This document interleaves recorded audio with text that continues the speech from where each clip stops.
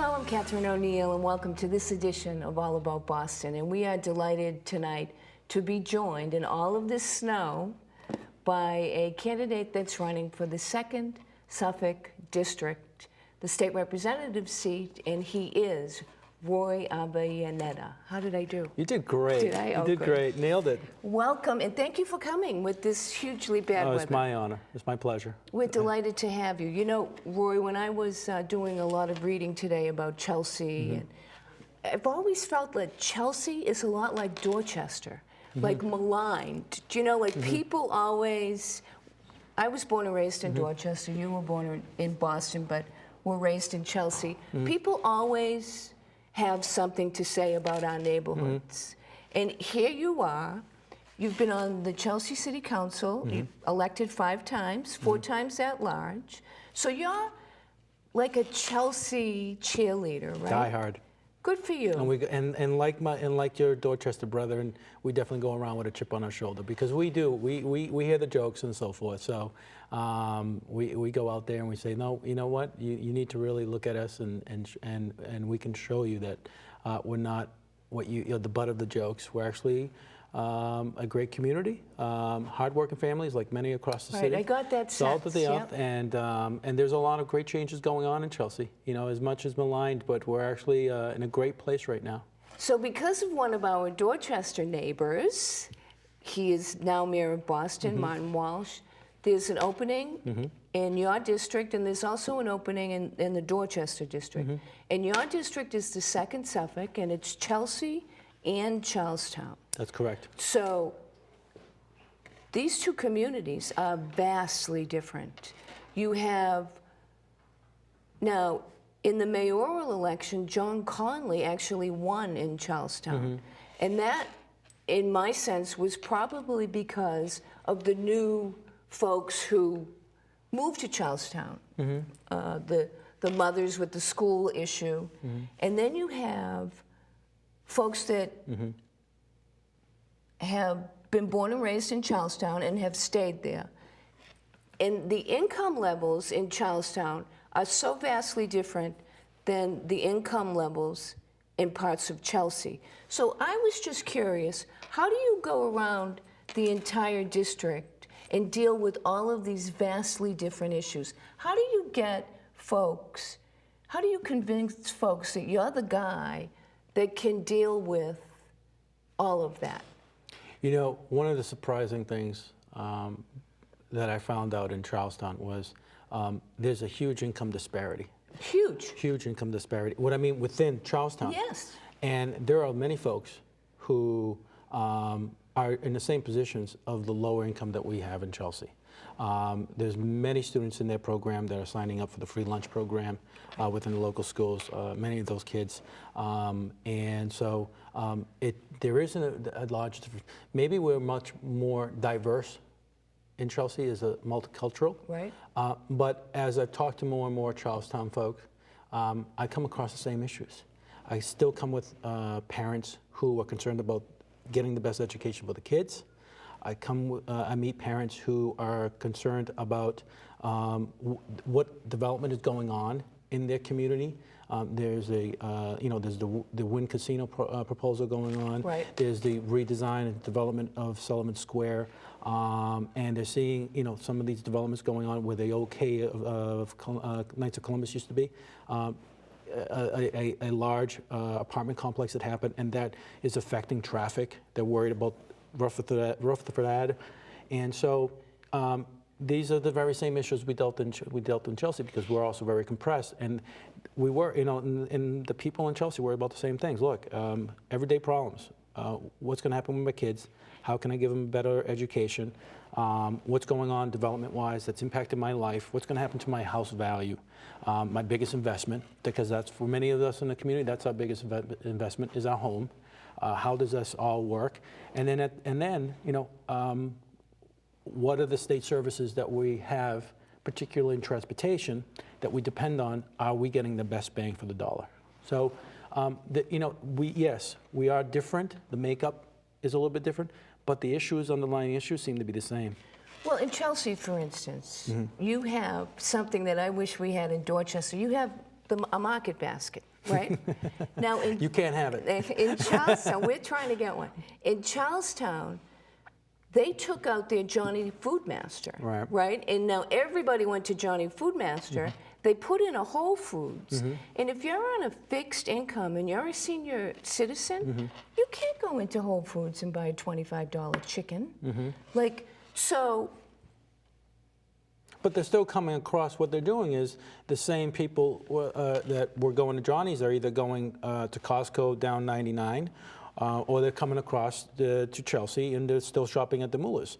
Yeah, they may have to travel a little bit more. But some of them can, and so, but that's what's going on. I mean, they just, go down the street. You're right. There was, Whole Foods wouldn't have opened up if there wasn't a market for them to open up too. Right.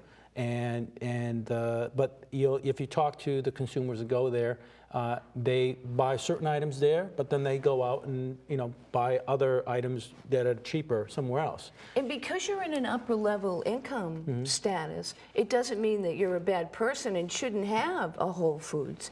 But we all have to work together, right? So how do you? There's a salt pile in Chelsea, and there's a salt pile in Charlestown. So the salt pile in Charlestown isn't as a residential area as the one in Chelsea, right? So you beat that drum all the time, right? So how do you solve, as a state representative, the salt pile problem? Well, unfortunately, the zoning is already there. It's a maritime use and it's a state zoning overlay. We have designated port areas in our community. And I know that there is a movement, at least on the Charlestown side, for the de-designation of that port use. And some of those older factory buildings are now being retrofitted and going to be condos or residential. So that's slowly being phased out. But the state, it's very difficult for a state rep to try to fight that on its own. You have to advocate and you have to work with your state representatives, your state senator, and to move that passage along. And you're going to get some kickback from an entity such as Massport, who as a whole has its own agenda, which is to keep the port of Boston busy as an area, because we have to compete. And some of these things like salt, as much as we hate it, having the salt there in Chelsea is piled as high as it is, you try to tell the other communities, well, it's on a day like this with the snow. There are 45 plus communities within the immediate area that are buying salt for our roads and so forth. So you try to mitigate as best you can. You try to ask them to make sure it's always covered. But you just don't ask them to expand anymore. And that's what they can't do. But as a city councilor, now not only have you been a city councilor, you were on the Chamber of Commerce in Chelsea, you've spent a great deal of your life being a community civic activist, right? Right. So what is the biggest difference running for state rep as opposed to being a Chelsea city councilor? Well, your advocacy is a bigger role. You're now writing, instead of writing ordinances and dealing with the city budget and the services there, you're now writing state law and working on budgets for the state itself. And you've actually worked in the State House for Senator Jared Barrios, That's correct. Right? I worked a couple of years for State Senator Jared Barrios, who was a great advocate for both our communities, Charlestown and Chelsea. And you now are on leave of absence from the Department of Transportation, correct? That's correct. I was a assistant director for DOT and a project manager in their real estate department. And I just have to mention this, although I've never been, but when I go to Chelsea, I usually go to the Newbridge Cafe, but my next stop when I go to Chelsea is Tito's Bakery.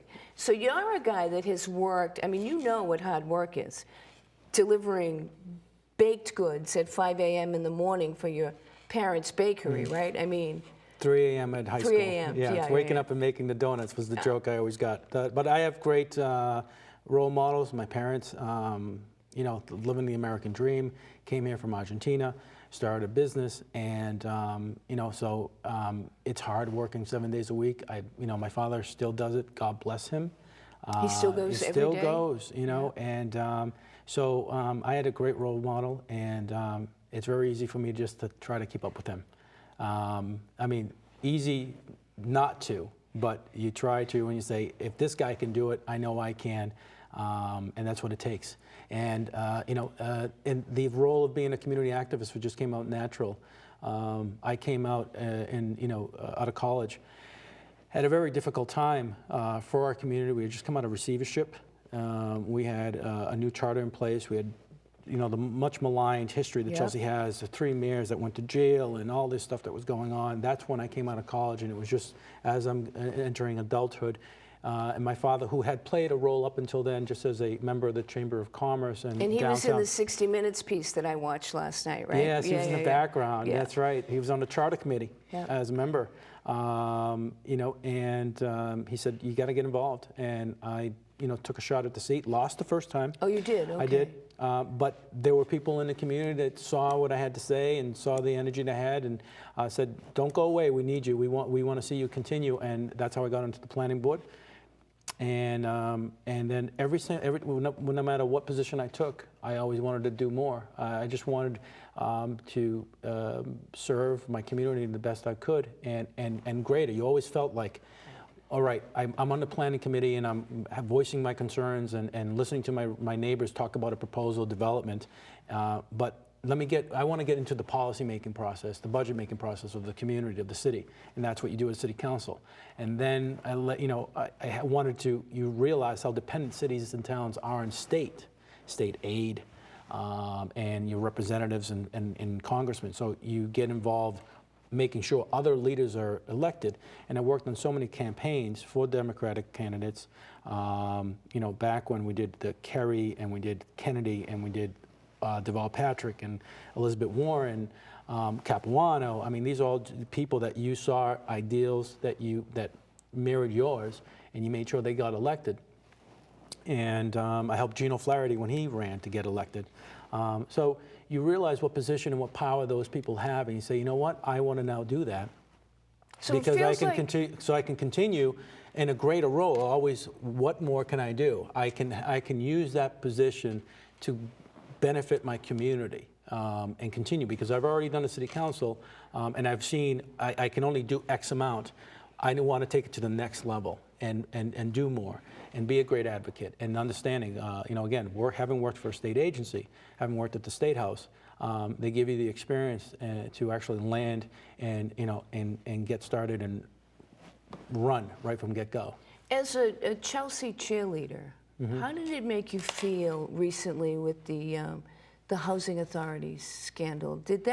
Was that a gut punch, or, I mean, because Chelsea had worked so hard to get out of that the 60-minute piece. I mean, so was it a gut punch, or? It was. You know, we never. You know, you think you're going to hire the right guy, and you put people on the boards to be the vanguards to watch. We appointed the members of the housing board, and they were all let go. And they were all let go. And you know, and you say to yourself, okay, you know, I can watch this world. You think you're going to put the right people on that one, and they're supposed to work properly. And you know, he arrived before I got there. And we're talking about Mike McLaughlin. He arrived before I got there, so he was already a director. But I had heard there were already reservations because he came with baggage. So you have to ask yourself, when he came in, if they knew about the reservations and the baggage he had, why did they put that sort of individual in there? And if that's the case you're going to do, why not keep him on a short leash and make sure that you had the right people, you know, on the board overseeing him? I mean, some of the votes by those board members to give him the pay raises that they were giving, and not having public meetings as we called for. And you will go back on the city council meetings, and you will see that when these appointees came up, if you go back to the minutes, I would always ask, where are the minutes of the meetings? We haven't heard from you guys in a while. Where are they?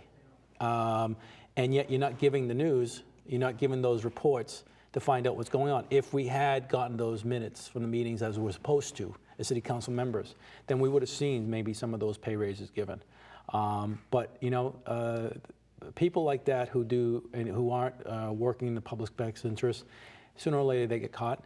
And is the housing authority, is it straightened out You know, now? when that was going on, I marched up with some of the tenants and the community activists, Tenants Association. We went to Governor Deval Patrick. He said, please, you got to put this under receivership, clean house, get someone in there, and we need to put a whole new board in there.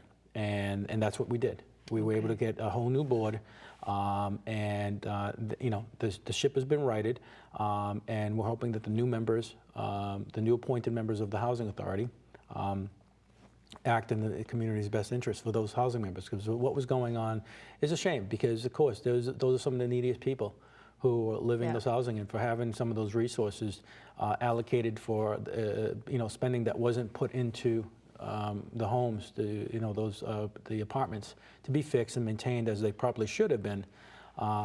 You know, it's sad, and so.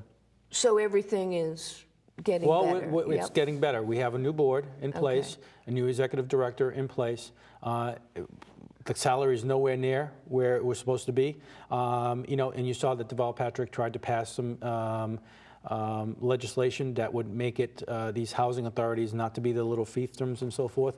But there's a kickback. You know, the politics behind these housing authorities is incredible and very powerful, because these housing authority executive directors, they are the access points to a lot of elected officials to be able to vote. And so the reforms that Deval Patrick wanted did not happen. And they tried to say, well, that's a bad case, one bad apple, don't blame us all. I actually would have supported Deval Patrick's changes that he wanted. We only have a couple of minutes left. I quickly want to ask you about casinos. You're a neighboring community? We are a neighboring community. And how are you with that? The City of Chelsea has recently, the City Council adopted the mitigation package that was offered to us by Mohegan Sun. So if Mohegan Sun is selected, we have an agreement in place as an impact community. And what about now in Charlestown? The folks in Charlestown don't seem to... I was at the last meeting, and they expressed their concern about the impact from the traffic and what it's going to do to the redevelopment of Sullivan Square, whether or not that is going to, you know, that the traffic study that was on the books doesn't take into account the potential of that, and how it would, you know, so should that whole redesign of the boulevard or whatever, you know, traffic pattern they create, should it now be, you know, a new study be done? And if so, how much mitigation you get from Charlestown, I mean, from the wind development. So, you know, I'm waiting to see how the mayor, Martin Walsh, you know, reacts and what community pact they make. He's listening to them. You know, the role of the state rep in that department would, you know, in that subject matter, however, is to act as a facilitator, to listen to the concerns of the residents, the local city councilor, which is Sal Matina, and you know, the mayor, and just like I did with Chelsea, you know, they were the ones who had made the agreement with Mohegan Sun. So they negotiated that contract and try to get the best deal. We'll see what happens with Boston, and I'll support that decision. And then so we'll if elected, when you go in there, there are a lot of huge decisions that you have to make on behalf of the communities, right? Again, it is not a decision I would have to make about the pact. Right. I mean, that's something that the city council will have to. My concern is just making sure that the community is heard. Right. And then, if they are, then you go forward with the redesign. Which again, that's my role was or would be again when they redesign that Sullivan Square. There are 4 parcels there that are controlled by Mass DOT. I have experience in doing the RFP process, so I know how that process works.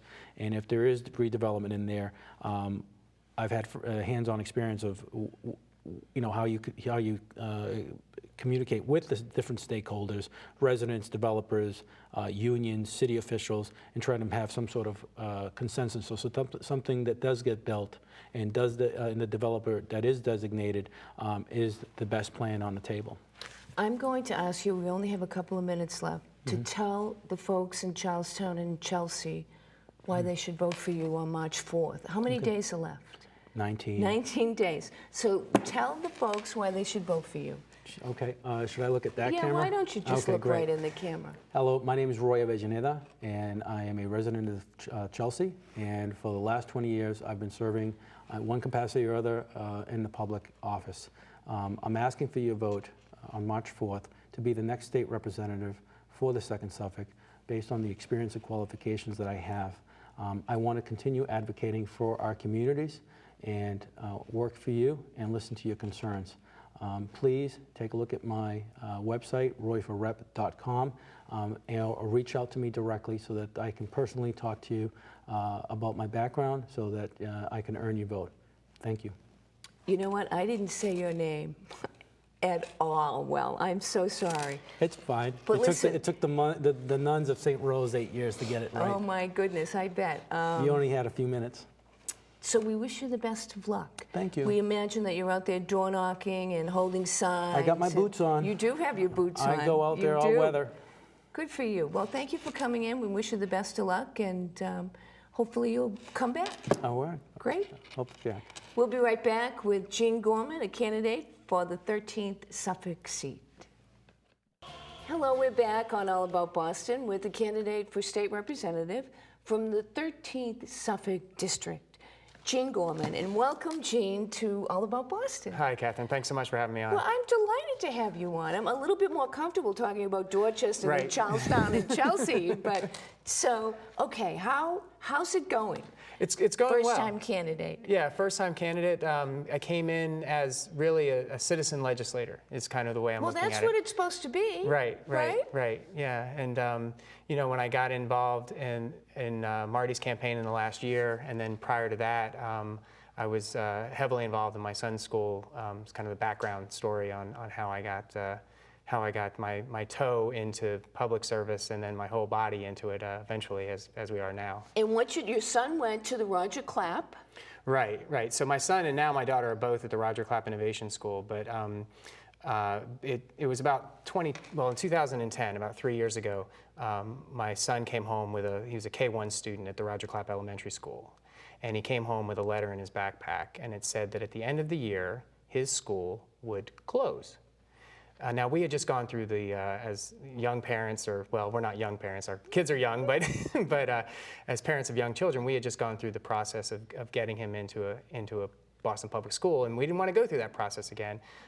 But what was interesting about You need a PhD, which you have, to figure that process out, don't you? It's so confusing. Right, and it's gotten, they've improved it to some extent, but it's certainly, there's more room for improvement. But basically what happened for me personally and for my wife is that we got involved with a group of parent leaders and community leaders and elected officials, and we spent about 3 months on a fight to keep that school open, working with the school committee, and I found myself in small meetings. I found myself in behind closed doors conversations with the superintendent and some leading officials from the school, and I felt really comfortable in that situation, realizing that you have to push on the levers and work collaboratively whenever there's a problem around a common cause. And so before I knew it, I was a community activist, and felt identified with that, with that role and felt comfortable. And you had a huge success. Right, not only, exactly, the school remained open and under new management and a new model.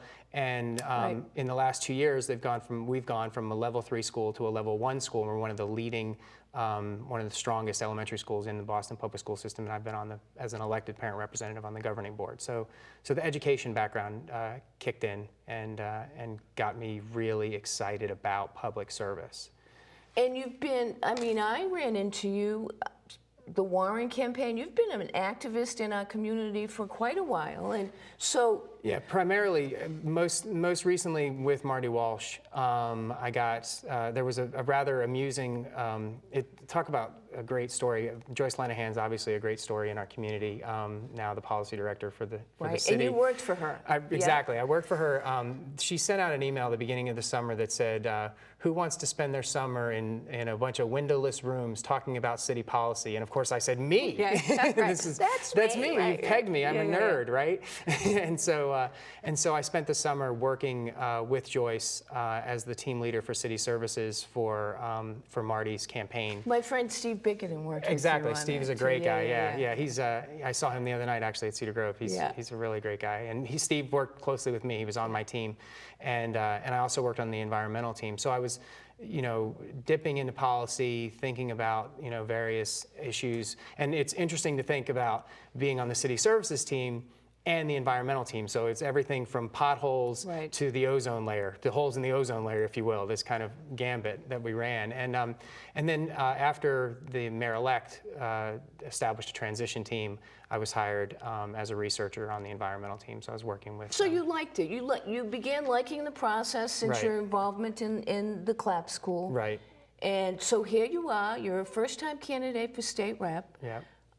When I think of the State House, I always think of it in terms of very cerebral, as opposed to city council rolling up your sleeves. Yeah. So you're well suited for that with a PhD. You have a PhD from Boston College. That's right, in American Studies, yes. And you all just won the Bean Pot, right? Yes, right. And Kevin Hayes from Dorchester was very instrumental Right. in that victory, and a shout out to Kevin and his family. Yes.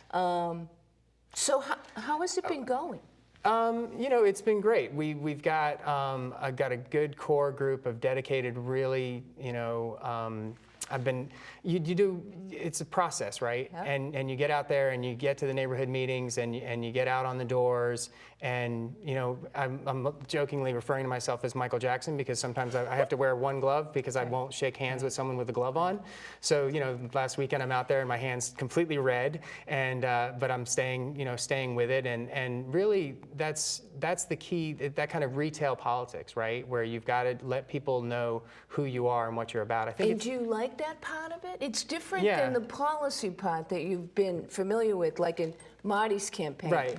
I knocked some doors from Marty. Now, I preferred knocking doors in the summer. Okay, right. But yeah, I do. I mean, I think it's it's nice to encounter someone and just look them right in the eyes and just say, I want to be your state representative. I think the state rep. There's two things that are interesting. You said moments ago about the cerebral nature of the state house. What I love about the role is that it's such a diverse opportunity.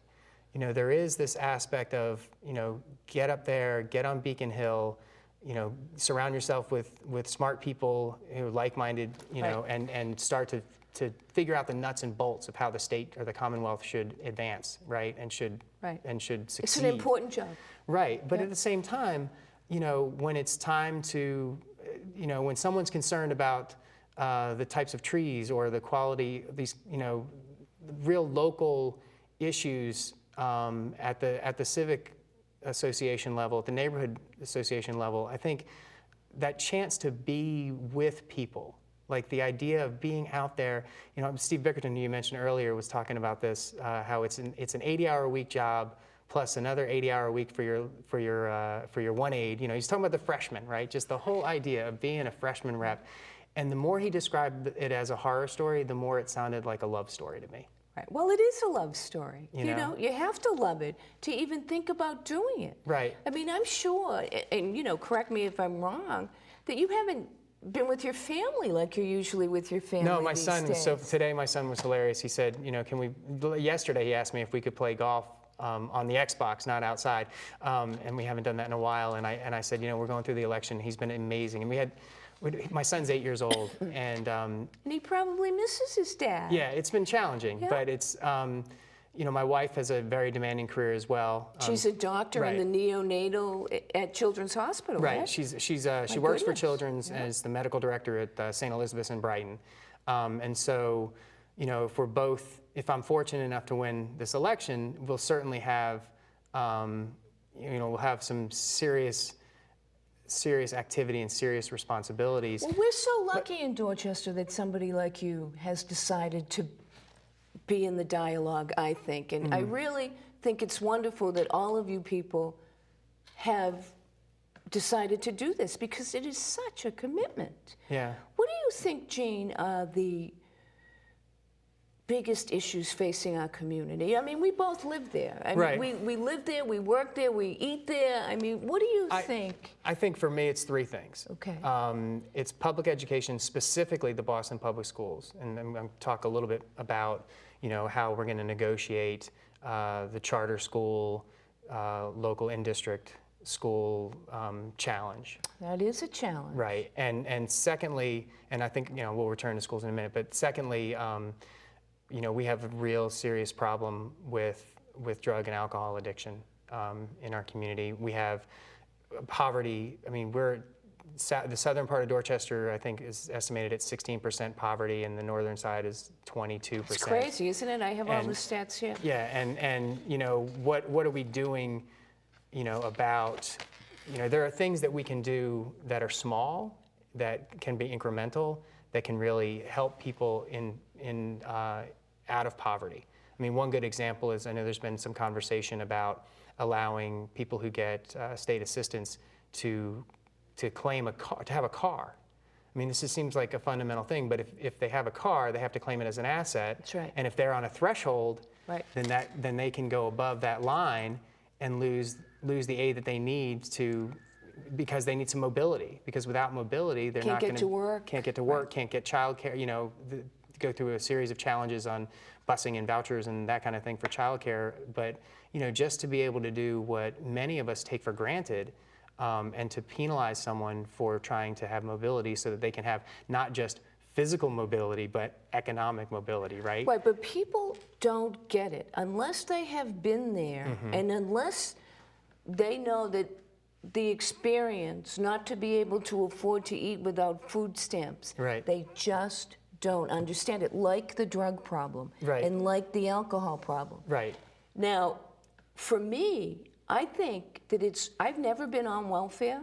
I think it is so humiliating that we are asking people to get their pictures taken. Now, there are people that abuse the system, absolutely. But there are others, many, many others, that need the lift up. Right. Well, I mean, I'm a good example. I mean, I'm from a single parent home, was on the federal lunch program, at various points, had some assistance, but my mom worked actually, and then the other piece of this that is integrated in my own thinking and my own priorities as a legislator, my mom spent 30 years as a substance abuse counselor and eventually as a mental health center director. Okay, so you're very familiar with both of those issues then. Right, and so that's that's why that's a near and dear kind of issue. Not to mention the fact that it's just rampant. Right. And what we need to do is, we need to continue the trend away from incarceration and into rehabilitation if we're going to have, any hope of having a thriving, successful neighborhood, and beyond that, just a society in general. I did a little documentary once, not a documentary, but just a piece on the Suffolk County Women's Unit. Okay. And when I went in there, it was for a different story, but I left with the story that every single woman that I talked to was an alcoholic. They were there because of alcohol and drugs. Right, and prostitution. That's right. Right. And that's why they became prostitutes. Right. Yeah. So people don't get that. I wrote my dissertation at BC on representations of chain gangs in film and literature. I knew that. Okay, and I actually, there's a film called American Chain Gangs, and it talked about a women's prison that was part of a chain gang in Maricopa County, the nation's toughest sheriff. And basically there was a woman there who was, on a chain gang cleaning up a street, and she said, this street that I'm cleaning up is the street that I used to work. Yeah. And that idea that, like, we've created these we haven't institutionalized it, but poverty is institutionalized. Crime is institutionalized. There's all these interconnecting strands that pull us down. And until and unless we start to just, begin to pick them out one by one. I mean, education being a prime example of something that we can do, to break cycles. And that's really what it's about, is breaking some of these cycles. We need to get we need, I think, stronger advocates for drug addicts, for the children in our schools that aren't getting educated. You're right, it's a whole mindset. And how do you get people to understand that if they haven't been there? I mean, I think people are starting to understand it. I think that, I think you tell real stories about real people. Right. You know, I mean, I was in someone's home a few weeks ago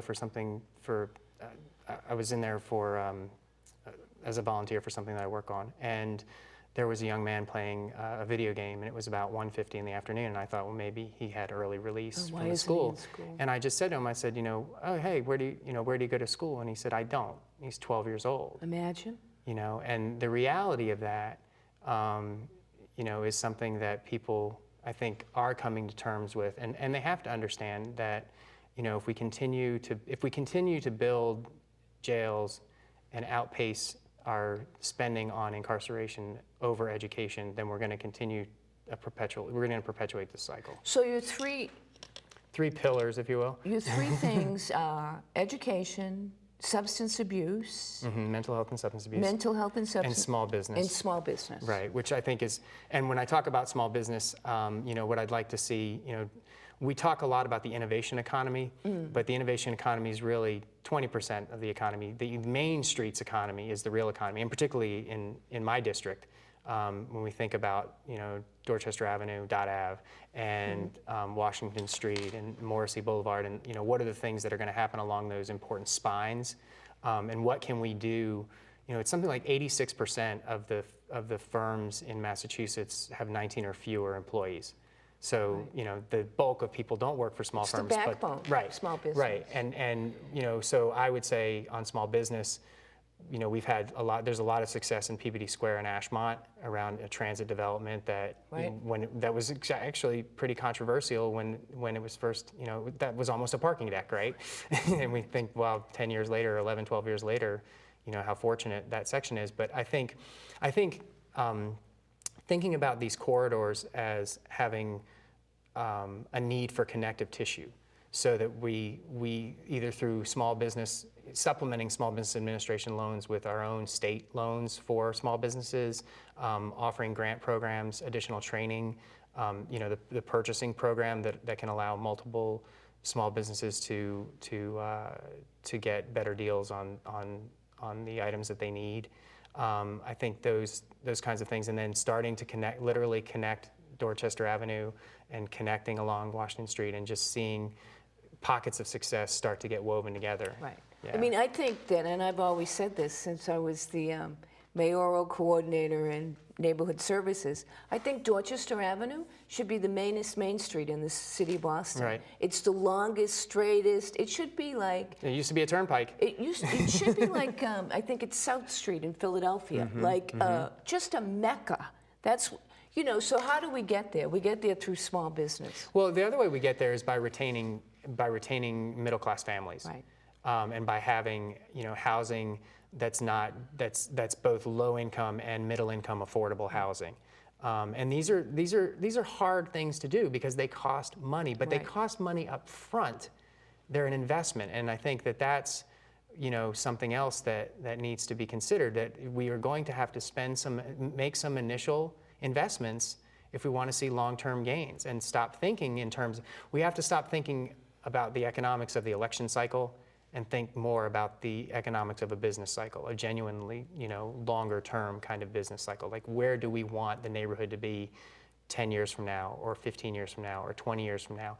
And, and if that means, and this is not the most popular thing to say, but if that means that state income tax needs to go, back to its 1990s level, closer to 5.9, then so that we can start having more state programs, both for the neediest of the needy, but also for development to supplement small business work that's out there, and transportation and housing. What has been your biggest surprise being a candidate? Because it is different, isn't it? The minute that you put your nomination papers in, it's a whole different ballgame. What has been your biggest surprise? I think the number of moving parts. If you just want to talk about just the politicking of it, it's everything from You know, how do you look at a calendar and see that there's 4 things happening at the exact same time?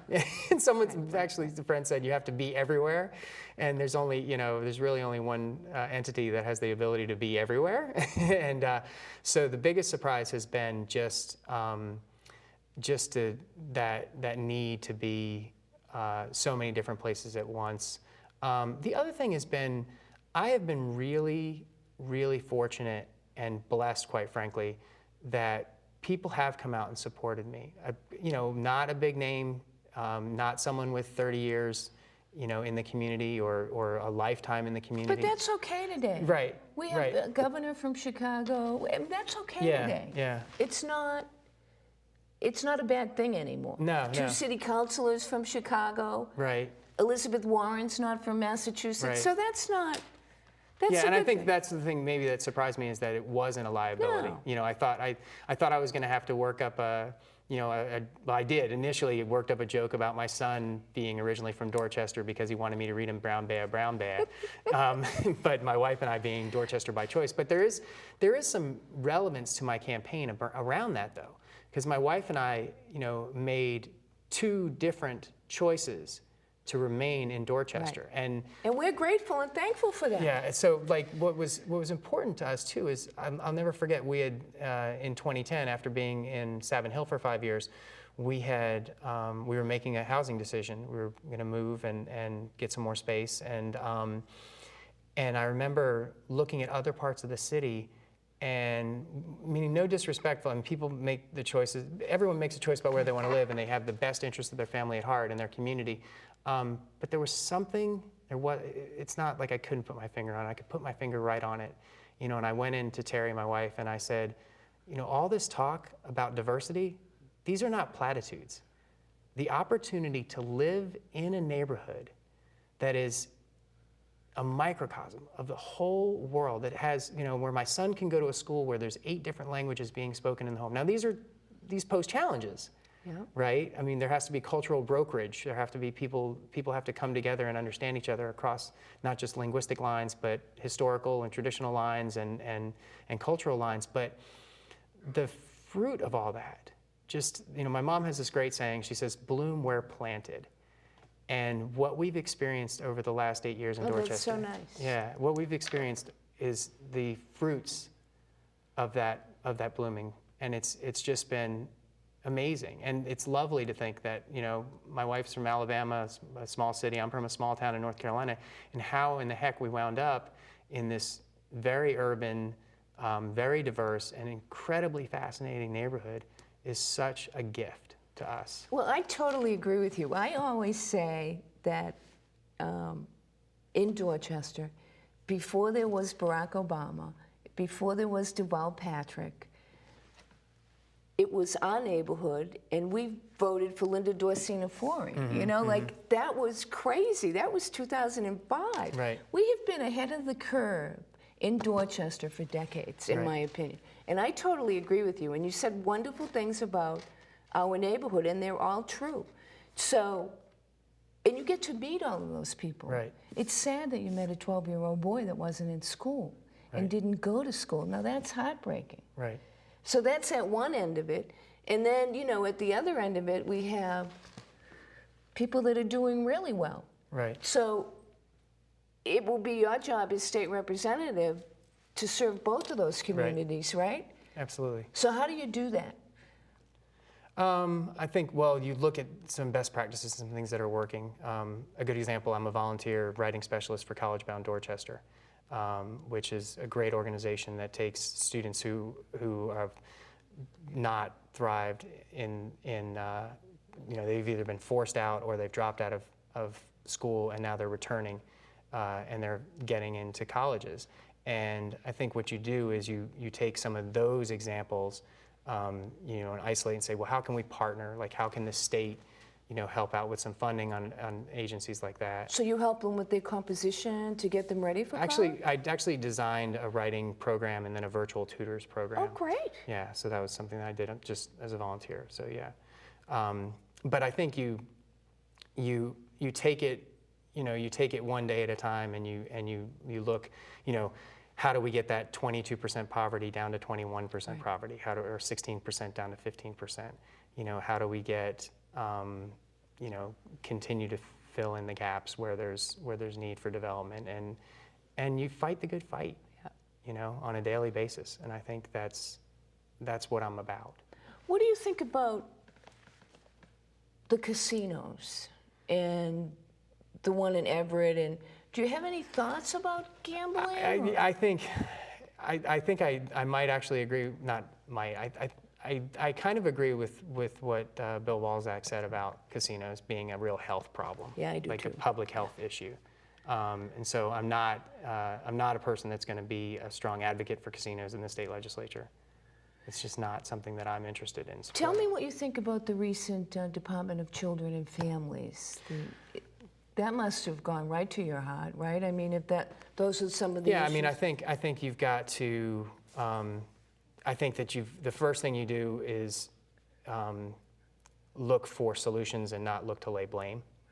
I think that is probably, you know, ultimately in a situation like that, you can talk about probably two things. One being, you know, training, and the second being caseload. And so, you know, coming in and taking a real hard look at any department when there's something that's that dramatic. Ideally, you want to be doing that ombudsmanship before you get some, you know, sort of tragedy.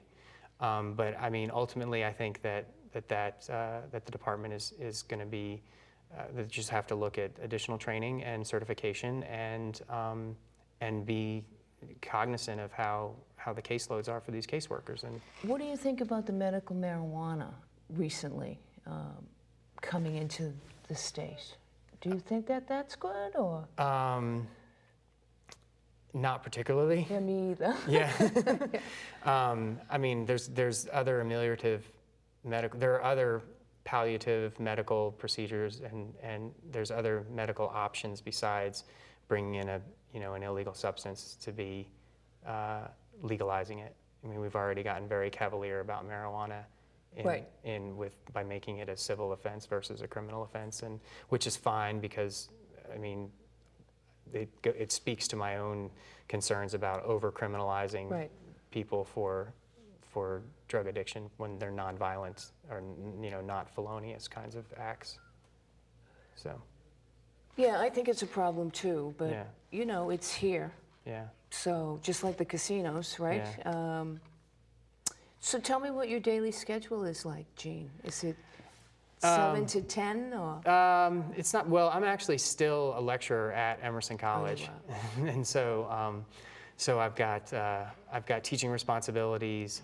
You know, we're door knocking. We're planning. You know, and hitting the neighborhood associations and those kinds of things. So, just. And you go to the civic groups, because in Dorchester you could be at a civic group every night. You could be at multiple civic groups every night. You know, it's actually, there was I felt a really useful candidates forum at Cedar Grove the other night, and I hope I don't embarrass myself here with this little story, but I went up to Sean Weir when I got there, who runs Cedar Grove, and I said, hey, do you mind if I say hello to the membership? And he said, it's candidates night. And I had forgotten that 3 weeks earlier, he had sent out an invitation to all the candidates. So I was going anyway, so it was not a problem, but it was kind of one of these slightly awkward moments where we kind of both had a laugh about it. And I said, well, you can see, you know, I'm just coming and going. But it turned out to be a 90-minute, pretty substantial conversation. And the one thing that was evident about that experience was that there's not going to be, the district I don't think can lose right now. I mean, I think we're at a point where there's 5 really committed, talented, intelligent people in the race. I know, you know, obviously I said 5, so I must include myself in that. But I totally agree with you, but I will say I'm disappointed not a woman was in the mix. I was surprised by that. Very disappointed. Yeah, I mean, I don't know. There were a couple of names of women that were circulating, and I don't know. It's.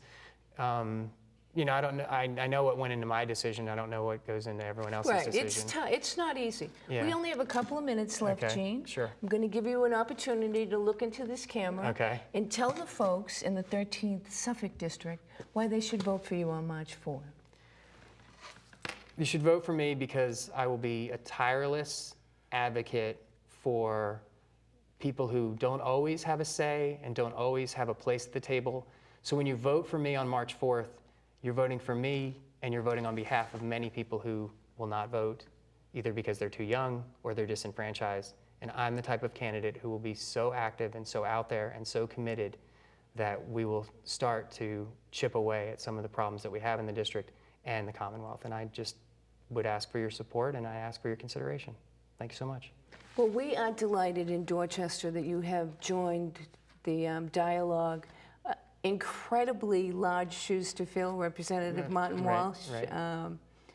So that must be daunting too. It's not just anybody's seat that you're trying to fill. Yeah. It's the new mayor of Boston seat. So that's tough. Yeah. But, I mean, Tough and good. Yeah, tough and mostly good, right? Yeah. Well, good luck. Well, thank you so much. And we hope you'll come back. All right. I'm Catherine O'Neill, and I'd like to thank you for joining us tonight on All About Boston, and we'll see you next week with 2 other candidates for the 2nd and the 13th Suffolk districts. Thank you.